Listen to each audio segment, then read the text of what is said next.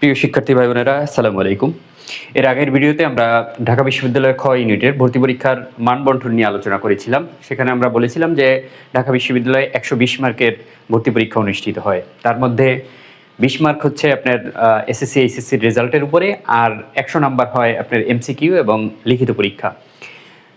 এখন আমরা এই ভিডিওতে যে আমরা ১০০ মার্কের যে এমসিকিউ এবং লিখিত পরীক্ষা আছে সেটার ৫ নম্বর নিয়ে আলোচনা করব। আপনি কত মার্ক পেলে আপনারা পাস করবেন। দেখেন, ১০০ নম্বরের মধ্যে ৫ নম্বর হলো ৪০। প্রার্থী ৪০ নম্বর না পেলে ভর্তির পরীক্ষায় অযোগ্য বলে বিবেচিত হবে। এখন আপনি ৪০ পেলে কি আপনি পাস করবেন? অনেকেই কিন্তু ৪০ পাবে। ঢাকা বিশ্ববিদ্যালয় মানে প্রতি সিটের বিপরীতে কতজন টিকাবে সেটার উপরে নির্ভর করবে যে আপনি আসলে টিকবেন কিনা।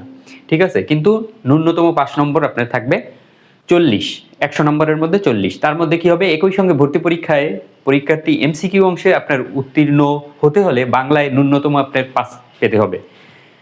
হ্যাঁ, যদি আপনি এমসিকিউ পরীক্ষায় উত্তীর্ণ হতে চান, প্রথমত তারা কিন্তু দেখবে আপনি এমসিকিউ পরীক্ষায় উত্তীর্ণ হয়েছেন কিনা, তারপর কিন্তু লিখিত পরীক্ষার খাতা দেখবে। এটা মাথায় রেখেন। তাহলে বাংলায় আপনার ন্যূনতম ৫ নম্বর পেতে হবে এবং জেনারেল ইংলিশে আপনার ন্যূনতম ৫ নম্বর। সাধারণ জ্ঞানে ন্যূনতম ১০ নম্বর আপনার পেতে হবে। ৫ নম্বর কিরকম? আপনার দেখেন, আপনার বাংলায় ন্যূনতম ৫ নম্বর মানে ১৫তে ৫, জেনারেল ইংলিশেও ১৫তে ৫, আর ৩০-এ সাধারণ জ্ঞান ৩০-এর মধ্যে আপনার পাবেন কত পেতে হবে? ন্যূনতম ১০ নম্বর। অর্থাৎ ৬০-এ আপনার ৪০ নম্বর আপনার কিন্তু পেতে হবে। ঠিক আছে? এবং ন্যূনতম সাবজেক্ট ওয়াইজ এই নাম্বার পেতে হবে। এরপর দেখেন, কমপক্ষে সর্বমোট ২৪ নম্বর পেতেই হবে। ঠিক আছে?